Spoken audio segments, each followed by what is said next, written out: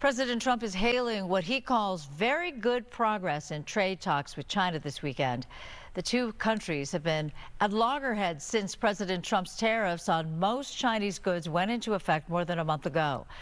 Fox's Madeline Rivera has more from Washington. There's a lot riding on these conversations, even though U.S. officials made it clear they don't expect a trade deal to come out of these conversations.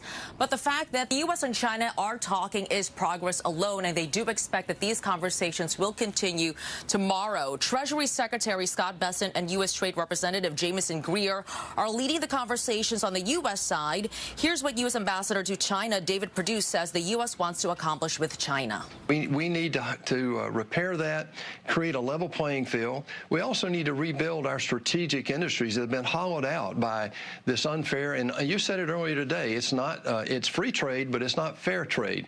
And so there are other things like currency manipulation, regulation, overbite, and so forth that this president wants to deal with, not just tariffs. The president has floated the possibility of dropping the 145% tariffs on China to 80%. The White House maintaining that's not a change in the president's position, saying he'll only do so if China makes concessions. So while those talks with China continue, the president anticipates other deals could come down the pipeline. This, of course, comes as his administration works to finalize the details on that framework agreement with the UK.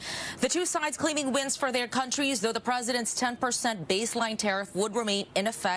And that might be what other countries should expect even after a deal is done.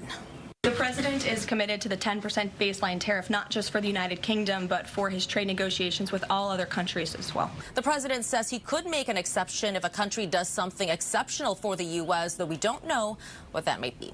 In Washington, Madeline Rivera, Fox News. The president says the two sides have negotiated, quote, a total reset in a friendly, constructive manner, but no further details were released.